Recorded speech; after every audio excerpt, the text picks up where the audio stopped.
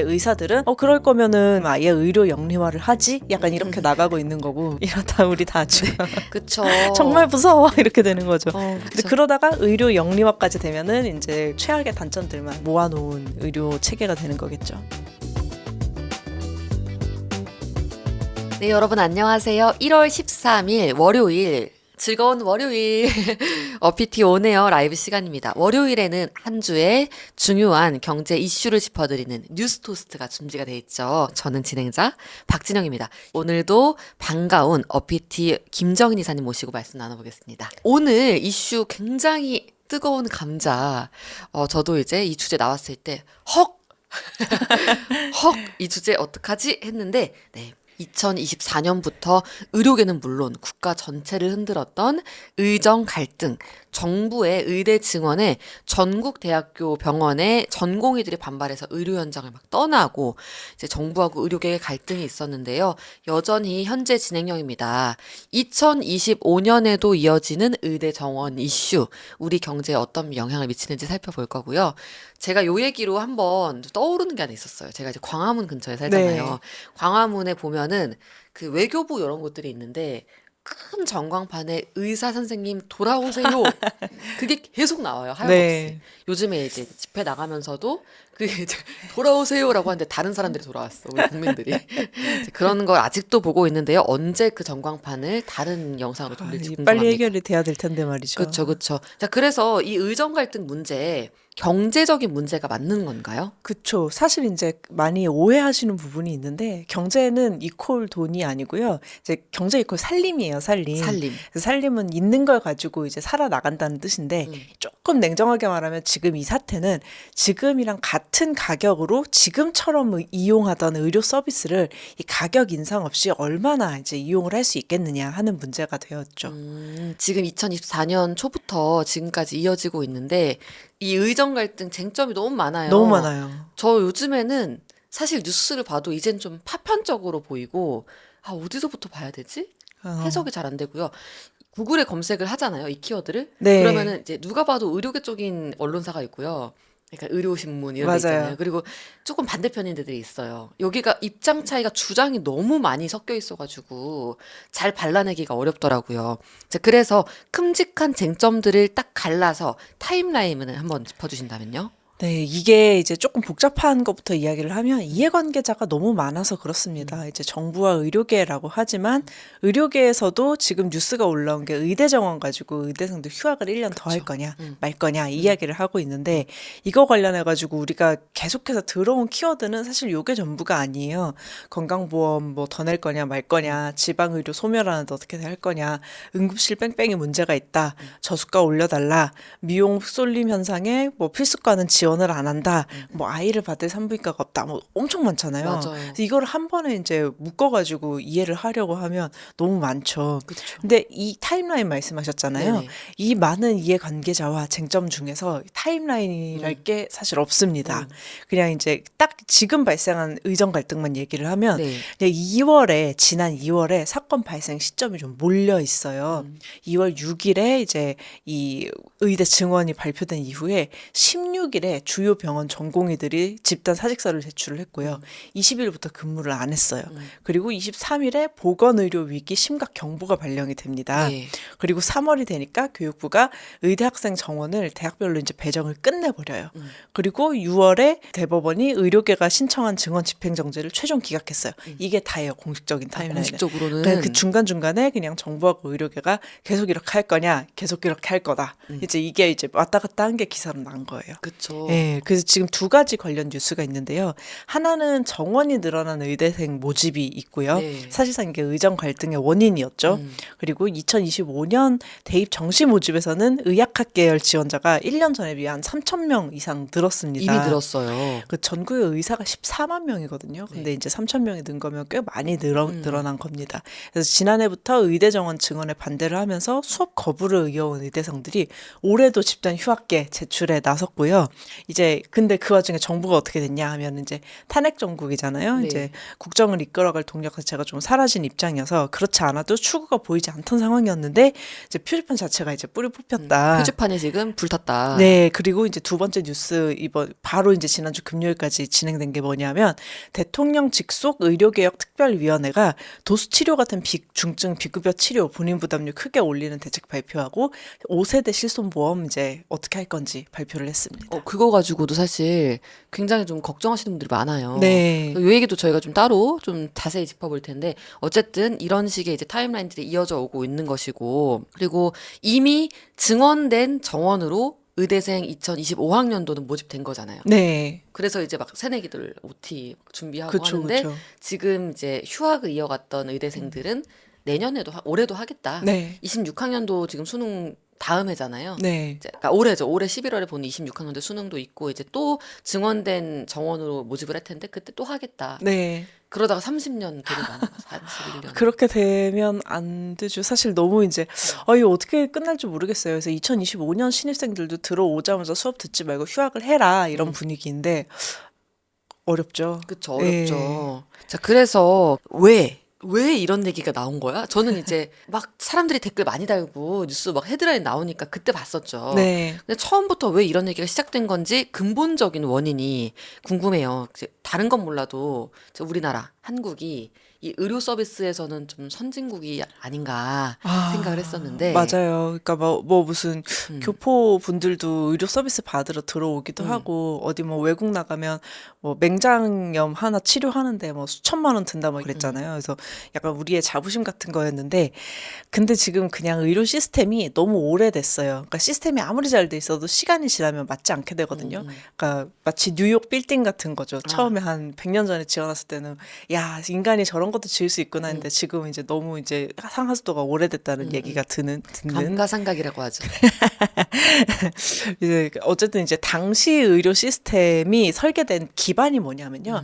일단 사람들이 굉장히 이제 고도성장기에 애국심이 충만하고 의사 말고 다른 인력들도 당연히 다들 뭐 애국심에 충만해가지고 하루에 막 12시간씩 일하는 게 너무 당연하고 인구가 폭발적으로 늘어나고 있어서 앞으로 맞아. 생산력이 되게 좀 확충이 될 거고 그리고 의료 말고 다른 복지가 거의 없을 때 이제 만들어진 거거든요. 근데 요새 특히 뭐가 문제가 되냐면은 장시간 노동하고 그리고 인구가 줄어드는 게 큰 문제가 되고 있습니다. 이게 결국 돈 문제인데요.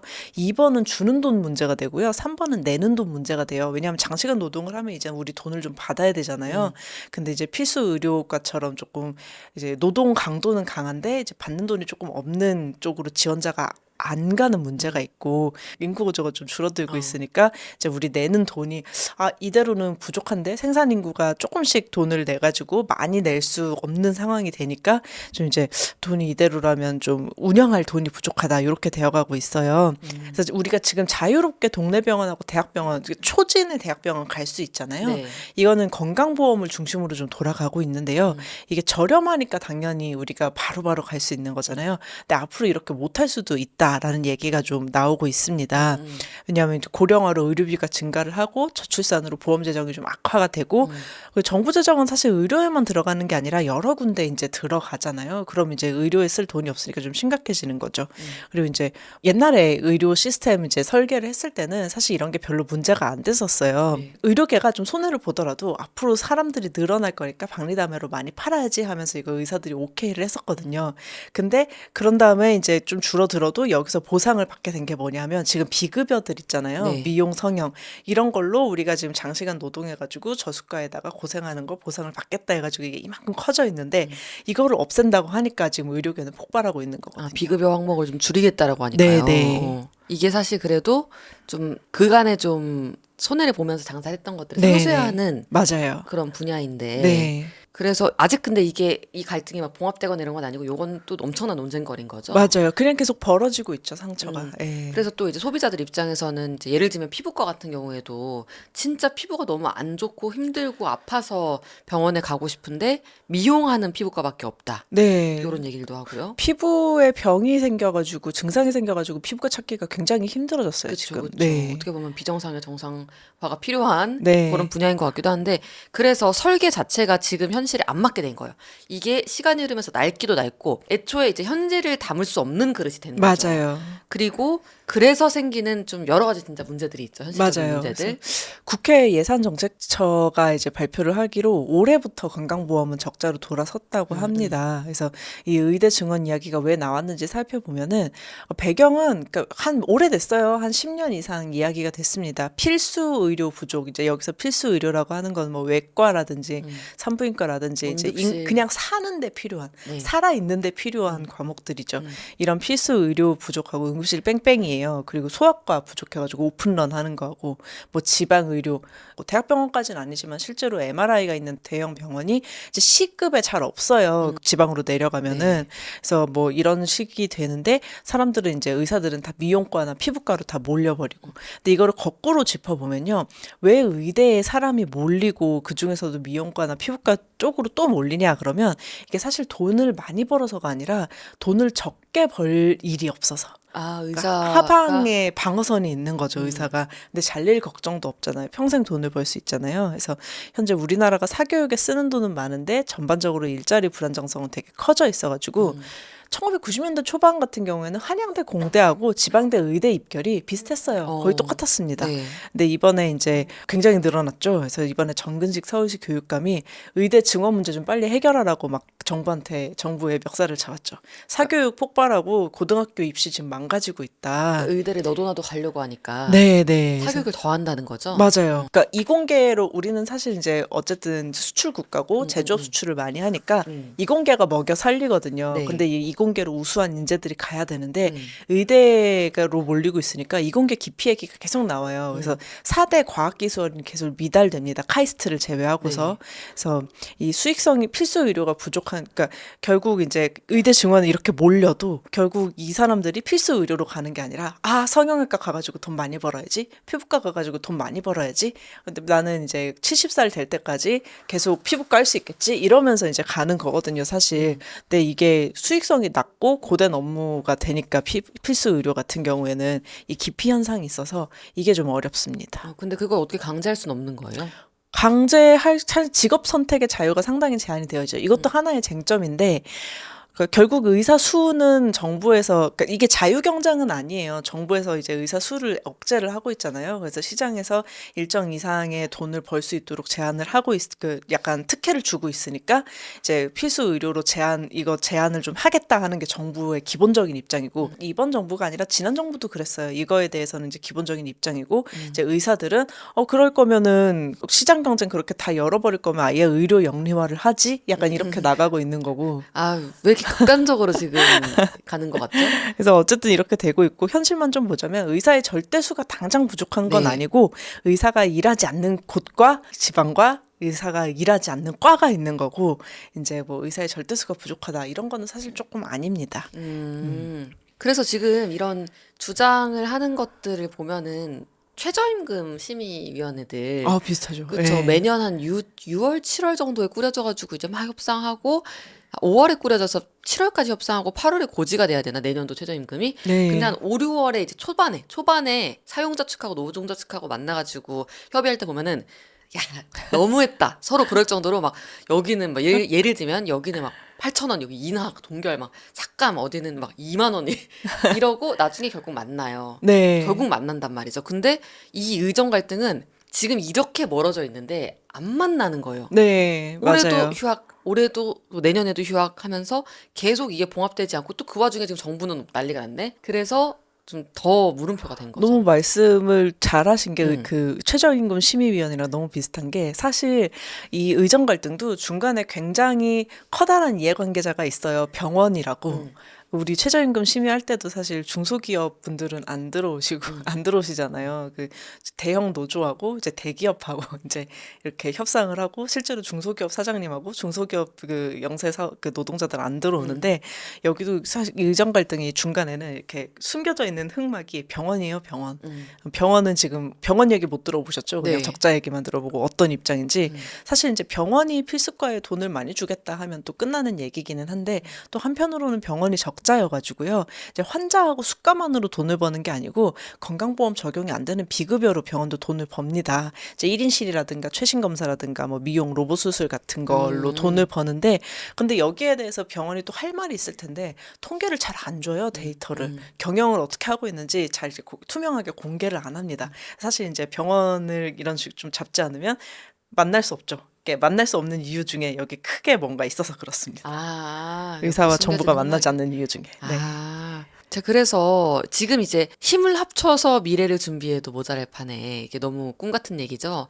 자, 우리 이제 인구구조 절벽 준비하는 거야? 라고 해도 모자랄 판에 1년 가까이, 지금 1년 넘게, 1년 가까이, 이제 곧 1주년이네요. 그래서 네. 갈등이 이어지고 있는 상황인데 정부와 의료계 입장차가 그래도 조금이라도 좁혀지고 있는 게 없는지 궁금해요. 그리고 이미 사실 의과대 학생들 입장에서는 뭐 어떡해요. 25학년도 친구들 다 뽑아놨는데 어쩔 수 없는 상황인데 현재 입장 차이 어디까지 왔나 궁금합니다. 지금 이제 대학 지원이 좀 마무리되는 철이죠. 맞아요. 이제 정시 다 끝났고. 보건복지부가 주무부처인데 지금 뭐 교육부하고 그 대학 지원은 이제 교육부가 주무부처고 의정 갈등은 보건복지부가 주무부처고 이게 이렇게 막 갈라져 있어요. 이해관계자가 너무 많습니다. 그래서 어쨌든 이제 그 의대 증원을 두고서 정부하고 전공의하고 충돌을 하기 시작한 지 1년이 11개월, 12개월 다 돼가는데 이제 모집 중단, 모집 부여 계속 주장해 왔는데 네. 그냥 넘어갔어요. 결국 모집을 하게 됐습니다. 그래서 2024년 2월 6일에 정부가 이제 이대 입학 정원 2,000명 늘리겠다고 발표를 했는데 실제로 각 대학에 모집한 거 보면 한 1,500명 정도 늘어났습니다. 지금 의대 정원 총 3,000명 정도 되는데 조선일보 기사에 따르면 인프라 보충 없이 감당 가능한 증원은 1년에 한 300명에서 400명 정도 되는 것 같더라고요. 그거보다 10배 뛰어났네요. 늘어났어요. 네. 10배. 그래서 의협 쪽은 이제 지난 8일에 김태구 회장이 선출이 됐는데 이분도 굉장히 강경파입니다. 2025년에 정원 아예 모집을 제로 베이스로 하자 그랬는데 그냥 모집해버렸어? 좋아. 2026년에는 제로야. 이렇게 제로 하지 않으면 우리 안 돌아가 이렇게 이제 주장을 하시는 분이고 그리고 정부는 의사 수 추계 위원회를 좀 만들려고 했어요. 그래서 결국에 우리 뭐 3,000명이 1년에 더 필요한 건 아닐 거 아니에요. 그쵸. 그러니까 지금 3,000명 더 모집하고 끝나는 게 아니라 매년 3,000명이 더 모집이 된다는 얘기니까 지금 이대로 되면은 이게 뭔가 너무 멀잖아요. 그러니까 정확히 얼마 필요한지 좀 의사 그럼요. 얘기도 들어가지고 추계를 해보겠다라고 했는데 이거는 완전히 스탑이 되어 있습니다. 그래서 지금 당장 발등에 떨어진 불은 2026년도 의대 모집이고요. 네. 일단 최상목 대행은 이제 의대 증원 원점 재검토하겠다. 약간 미안한 마음이 있다. 이렇게 사과하는 모양새가 됐고 이주호 교육부총리도 같은 입장인데 정부 자체가 조기 대선이 치러질지 말지 치러진다면 또 어떻게 될지 아무것도 정해진 게 없기 때문에 이런 식으로 되면 흐지부지 되면 결국 2026년도 비슷하지 않을까 싶습니다. 근데 저는 이런 생각도 그냥 듣다가 떠올랐어요. 네.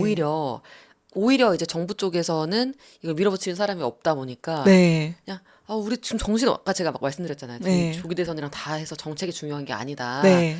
근데 그래서 오히려 이런 큼직큼직한 일들을 아이고 빨리 해 하고 이제 추진을 그냥 밀어붙일 수 있겠다라는 생각도 들었어요. 뭐 아까 이제 제가 그 중간에 대형 병원이 있다고 말씀드렸잖아요. 결국 대형 병원의 입장대로 결정이 될 텐데 이것도 결국 이런 식의 의사결정권자가 정부에 약간 흐지부지 된 상황이라면 결국에 대학 마음대로 될 거예요. 아, 대학 마음대로요? 네. 대학 병원 마음대로? 대학 마음대로. 대학 의대 마음대로. 정원은 대학 마음대로. 아, 결국에는 그들의 이제 네, 선택이니까. 네.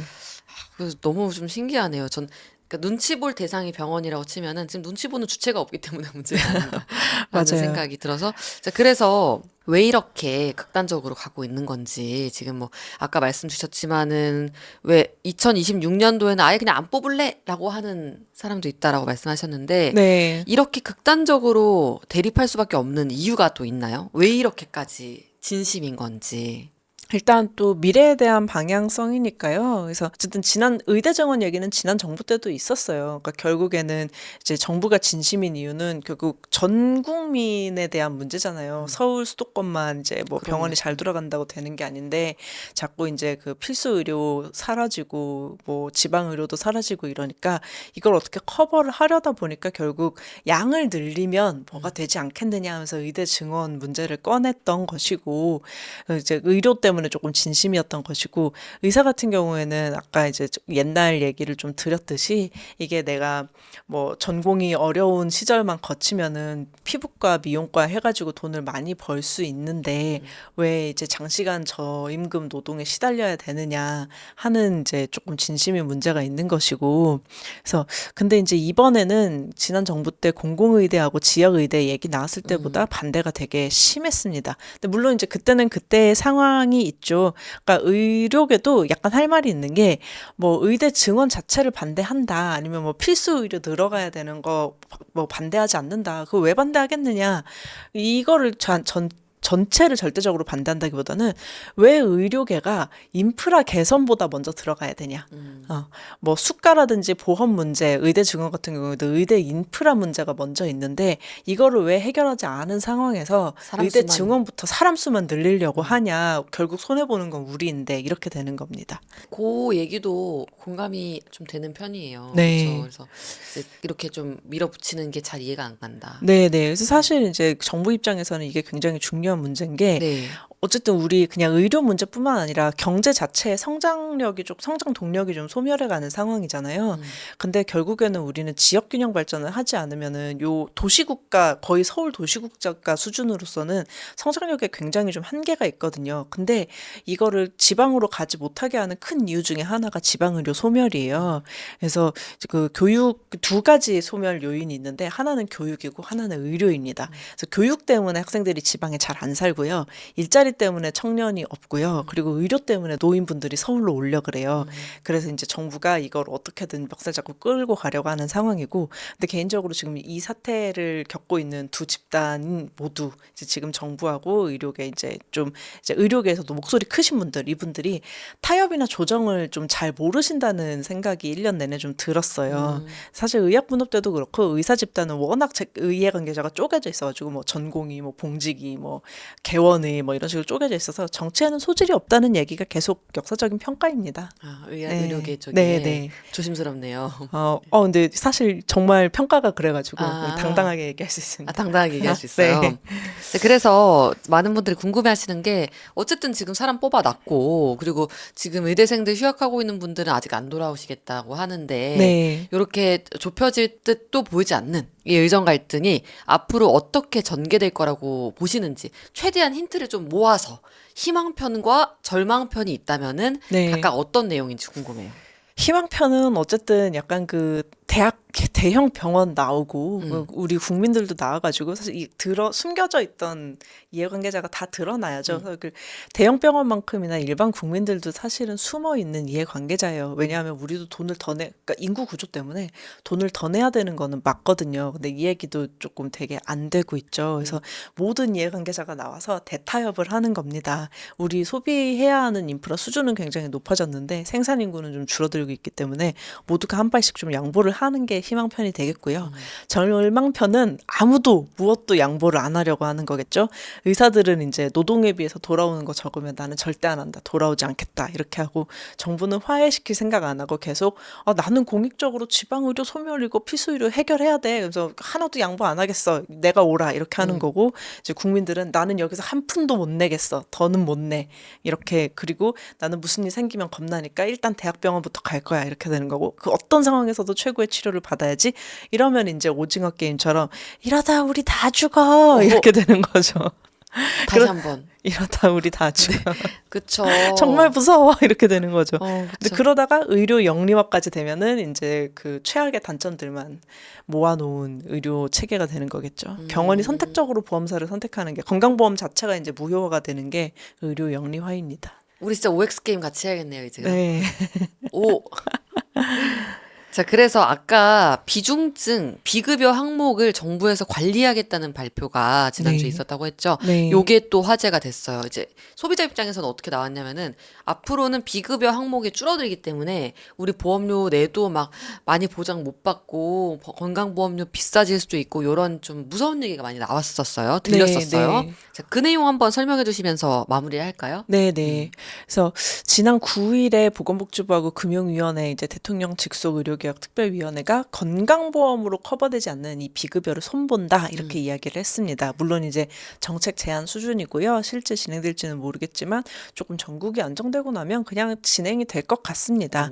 이제 환자 입장에서는 이제 도수치료처럼 비싼 비급여 항목에 표준 가격이 생겨요. 그래서 도수치료는 지금 병원마다 조금씩 다 달랐잖아요. 시가잖아요. 네, 맞아요. 이 진료비가 통일이 되고요.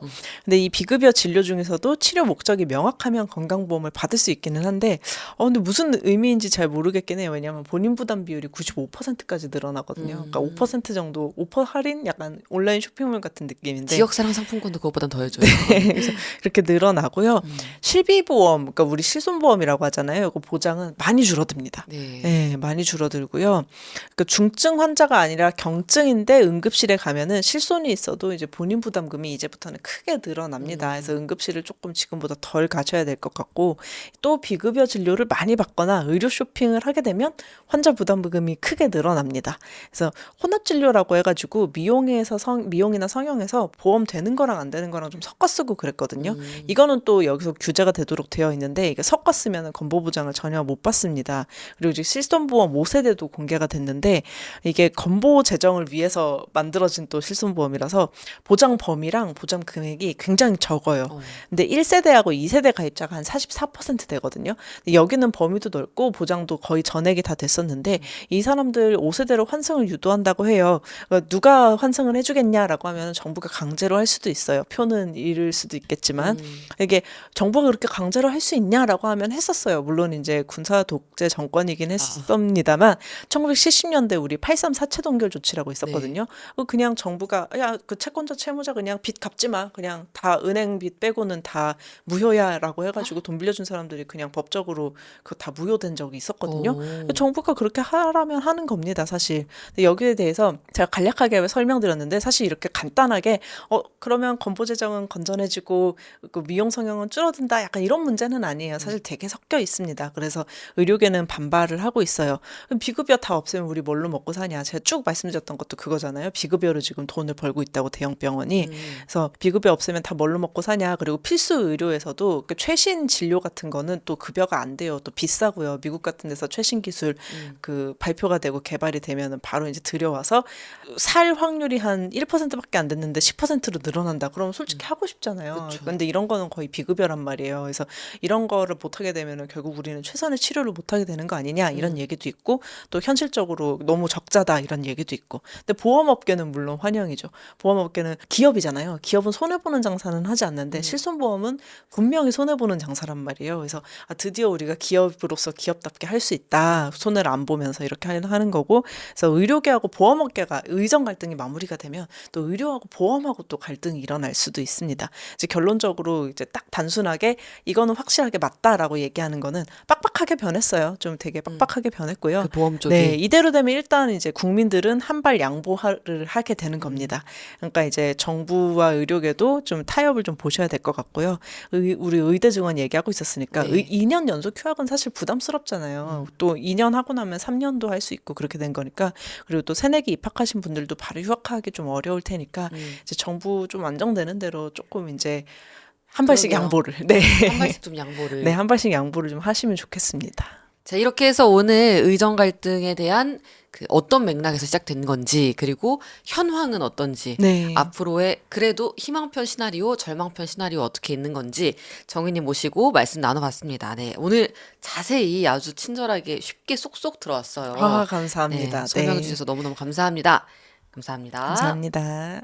네, 여러분, 전 새삼 이 이슈가 이제 1년이나 됐다라는 생각보다는 1년밖에 안 됐어? 이런 생각이 들었어요. 왜냐면 그 사이에 너무 많은 일들이 있어가지고 한 1년의 밀도가 한 3년 같았다라는 생각이 들어서 작년 2월에 시작이었던 거구나 라는 생각이 들었습니다. 아마 곧 1년 되는 때가 올 것이고 그때 또 언론사들도 앞다퉈가지고 지금 의정 갈등 1년째 어디까지 왔나 앞으로의 전망은 뭐 지금 현황 뭐 덮어보기 이런 식으로 계속 나올 거예요.